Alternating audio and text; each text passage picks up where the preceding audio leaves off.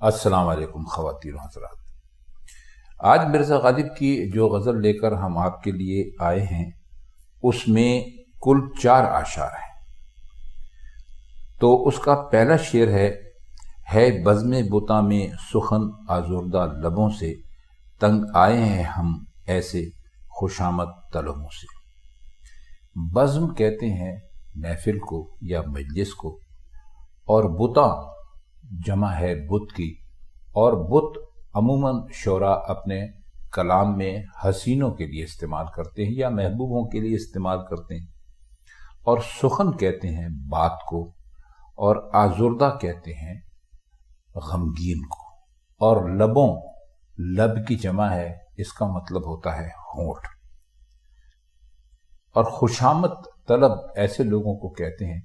جو ان لوگوں کو پسند کرتے ہیں جو ہر وقت ان کی خوشامد کرتے رہیں۔ شعر کا سادہ سا مطلب تو یہ ہے کہ محبوبوں کی بزم میں کلام یعنی بات لبوں سے آزردہ اور دکھی ہے۔ مطلب یہ ہے کہ یہ ایک ایسی محفل ہے کہ جس میں ہم جیسے لوگ بات نہیں کر سکتے، یعنی ہماری جو بات ہے وہ ہمارے ہونٹوں تک آنا ہی نہیں چاہتی، کیونکہ یہ لوگ اتنے خوشامد طلب ہیں اور چاپلوسی کے اتنے عادی ہیں کہ ہم تنگ آ گئے ہیں۔ اب خوشامد طلبی کا مطلب یہ ہے کہ ان کی مجلس میں کوئی ایسی بات زبان پر لا ہی نہیں سکتے جو سچی ہو، جو راست بازی پر مبنی ہو، تو یا ان کے حسن کی تعریف کریں گے یا معمولی مہربانیوں کو اپنی خوش نصیبی قرار دیں گے، یا ان کے ظلم و ستم کی بھی تعریف کریں گے۔ غرض وہی باتیں زبان پر آئیں گی جو ان کے لیے خوشی اور ان کی خوشنودی کا باعث ہوں گی۔ اس وجہ سے کوئی بات بے تکلف لبوں تک نہیں آتی، اسے کھینچ تان کر ہی لانا پڑتا ہے۔ یہ شعر کے علاوہ اگر آپ اس کو دیکھیے تو یہ ایک بہت بڑی حقیقت ہے کہ دنیا میں جس آدمی کو تھوڑا سا بھی کوئی مرتبہ حاصل ہوتا ہے کہ 4 لوگ اس کے پاس آنے جانے لگتے ہیں، تو جب اس کی محفل جمتی ہے تو اس کی کوشش یہی ہوتی ہے کہ اس محفل میں سبھی اس کی تعریف کریں۔ ان میں کوئی ایک آدھ ایسا نکل آتا ہے جیسے مرزا غالب جو اس رویے کو پسند نہیں کرتا، اور وہ کہتا ہے کہ بھائی یہ تو خوشامد طلب لوگ ہیں، ہم ان سے تنگ ہیں، یہاں ہم کیا بات کریں، جب بھی ہمیں بات کرنا پڑے گی تو یا تو انصاف کی تعریف کرنا پڑے گی یا انصاف کے غلط کاموں کو اچھا بتانا پڑے گا۔ آپ نے خود بھی دیکھا ہوگا کہ آج کل یہ دستور کہیں زیادہ ہے کہ ایسے لوگ جن کو اللہ نے کوئی تھوڑا سا مرتبہ دیا ہے اپنے گرد 4-6 لوگوں کو جمع کر لیتے ہیں اور ان کے منہ سے اپنی تعریفیں سنتے رہتے ہیں۔ اس کا نتیجہ یہ ہوتا ہے کہ واقعتاً وہ لوگ جنہیں اس قسم کی عادت نہیں ہوتی ان سے دوری اختیار کرتے ہیں۔ لیکن کمظرف اور خود غرض حاکم یا وہ آدمی جس کو کوئی مرتبہ مل جاتا ہے، اس کی مجلس میں تو اس کی مجلس کے تعلق سے تو یہ شعر بہت ہی یعنی موزوں ہے اور برمحل، کیونکہ آج کل ایسا ہی ہو رہا ہے۔ اگلا شعر دیکھیے، ہے دور قضا وجہ پریشانی صحبا، یک بار لگا دو خم میں میرے لبوں سے۔ اس میں لفظ آیا ہے دور قضا، یعنی شراب پینے کا دور، ایسا دور جس میں شراب کا پیالہ باری باری ہر ایک شرابی کے سامنے جاتا ہے، اور صحبا کہتے ہیں شراب کو، اور خم کہتے ہیں پیالے کو۔ میں ابھی بتایا آپ کو، میں بھی شراب کو ہی کہتے ہیں، خم میں یعنی شراب کا پیالہ۔ تو فرماتے یہ ہیں کہ یہ جو باری باری ساغر میں جو ہے شراب کا پیالہ ہے، یا خم میں کہہ لیجئے جو کہ شعر میں استعمال ہوا ہے، ایک ایک کے سامنے لایا جاتا ہے، تو اس سے جو ہے وہ شراب پینے کا مزہ ختم ہو جاتا ہے، کیونکہ شراب تھوڑی تھوڑی ہو کر بکھر جاتی ہے۔ تو فرماتے ہیں کہ ہماری تو یہ آرزو ہے کہ جو شراب کا خم ہے یعنی جو پیالہ ہے وہ ہمارے لبوں سے لگا دیا جائے تاکہ ہم اسے ایک دم پی جائیں، اور پیالہ بھر بھر کر باری باری دینے کی ضرورت نہ رہے۔ اگلا شعر دیکھیے، اس کا شعر نمبر 3 ہے: رندان در میں کدا گستاخ ہیں زاہد، زنہار نہ ہونا طرف ان بے ادبوں سے۔ اس میں جو لفظ ہیں اس میں ایک لفظ ہے طرف ہونا۔ طرف ہونے کا مطلب ہوتا ہے سامنے آ جانا، مقابل ہو جانا، یا کسی بات پر بحث کرنا، تکرار کرنا، بحث و مباحثہ کرنا۔ اور زنہار کہتے ہیں ہرگز کو۔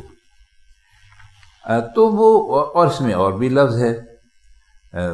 رندان رند کی جمع ہے، رند شرابی کو کہتے ہیں۔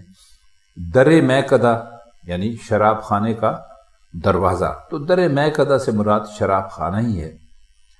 اور بے ادب کہتے ہیں جو کسی کا لحاظ نہ کرے۔ تو زاہد، اب دیکھیے یہ زاہد جو ہے، زاہد یا شیخ، یہ اکثر شعراء اپنے کلام میں استعمال کرتے ہیں۔ غالب نے تو بہت زیادہ استعمال کیا ہے، اور وائز کا لفظ ہے وہ بھی استعمال کرتے ہیں، یعنی وہ لوگ جو کسی بھی طرح سے، جسے کہنا چاہیے برائی میں نہیں ہیں، اور بڑے اچھے ہیں، اور ہمیشہ واعظ اور تلقین کرتے رہتے ہیں، اور لوگوں کو منع کرتے ہیں کہ بھئی یہ عشق مت کرو، شراب مت پیو۔ تو ایسے لوگوں کو زاہد کہتے ہیں۔ تو فرماتے یہ ہیں: اے زاہد، یہ جو مے خانے کے دروازے پہ جو رند ہیں، جو شرابی ہیں، وہ بڑے گستاخ اور منہ پھٹ ہیں، تو ان بے ادبوں سے ہرگز بحث اور تکرار نہ کرنا، ورنہ یہ آپ کی شان میں گستاخی کر دیں گے۔ اب اس شعر کو بھی آپ اس طور پہ یا اس معنوں میں لے سکتے ہیں کہ انہوں نے ان لوگوں کو جو کہ خواہ مخواہ دوسروں کے معاملات میں بولتے ہیں اور ہر وقت وعظ و نصیحت کرتے رہتے ہیں، ان کو اس شعر میں ایک طرح سے تنبیہ کی ہے، وارننگ دی ہے کہ بھائی یہ جو شرابی لوگ ہیں یہ بڑے مست ہوتے ہیں، یہ کسی کی پرواہ نہیں کرتے، تو اس لیے آپ کبھی بھی ان کے منہ نہ لگیں، منہ پھٹ ہوتے ہیں، نہ جانے یہ آپ کو کیا کہہ دیں اور آپ کی شان میں کوئی گستاخی کر بیٹھیں۔ تو اس لیے ان سے تو ہرگز ہی بحث و مباحثہ جو ہے وہ آپ بالکل نہ کیجیے گا، ہم آپ کو بتائے دے رہے ہیں۔ اب رندان در میں کدا، دیکھیے ہم نے آپ کو پہلے بھی بتایا تھا کہ یہ شعراء جو ہوتے ہیں، جب یہ میں کدا کہتے ہیں تو ان کی مراد وہ شراب خانہ ہی نہیں ہوتی۔ جیسے ابھی ہم نے آپ کو جو اس کا پہلا شعر پڑھا تھا، اس میں بتایا تھا کہ بزم بتاں سے مراد ان کی صرف یہ نہیں تھا کہ خوبصورتوں کی محفل، وہ محفل ایک ایسے آدمی کی محفل تھی جس کو اللہ نے کچھ طاقت دی ہے، جس کا حکم کوئی درجہ رکھتا ہے، یا جو حاکم ہے، جو اپنی بات منوا سکتا ہے، یا کوئی بااثر آدمی ہے۔ تو وہ کہتے ہیں کہ یہ اسی طرح انہوں نے یہاں پر اور اس میں منع کیا تھا انہوں نے لوگوں سے کہ بھائی ایسے لوگ جو ہوتے ہیں حاکم قسم کے حکمران، یہ ہو جاتے ہیں بہت خوشامد طلب، اور ان کے پاس جو بھی جاتا ہے وہ اسی طرح کے خوشامدیں کرتا ہے، ان کی برائیوں کو بھی اچھائی قرار دیتا ہے۔ تو ہم ایسے لوگوں میں سے ہم تنگ آ چکے ہیں۔ تو بالکل اسی طرح انہوں نے اس وقت رندان در میں کدا جو کہا ہے، وہ صرف وہ لوگوں کے لیے کہا ہے، ایسے لوگوں کے لیے کہ جو اپنے حال میں، اپنی کھال میں مست ہوتے ہیں، وہ نہ کسی کو نقصان پہنچاتے ہیں اور نہ کسی کے خلاف ہوتے ہیں، اور ایک طرف پڑے رہتے ہیں، انہی کو قرار دے دیا۔ تو اسی لیے وہ جو زاہد کا لفظ ہے وہ لوگوں سے انہوں نے کہا، وہ لوگ جو خواہ مخواہ کی نصیحتیں کرتے رہتے ہیں، نصیحتوں کا پنڈارا کھولے گھومتے رہتے ہیں کہ بھائی ہم سے کوئی نصیحت لے لو، تو ان لوگوں کو وہ کہہ رہے ہیں کہ بھائی جو آدمی جیسا کام کر رہا ہے اس کو اس کے حال پر چھوڑ دو، آپ خواہ مخواہ ہمارے منہ لگنے کی کوشش نہ کیجیے۔ اس کا آخری شعر ہے: بیداد وفا دیکھ کے جاتی رہی آخر، ہر چند میری جان کو تھا ربط لبوں سے۔ شاید ہم پہلے بھی آپ کو اس کے معنی بتلا چکے ہیں۔ بیداد کا مطلب ہوتا ہے ظلم کرنا، ستم کرنا کسی کے اوپر، اور ربط کا مطلب ہوتا ہے واسطہ یا تعلق۔ فرماتے ہیں کہ اگرچہ میری جان کو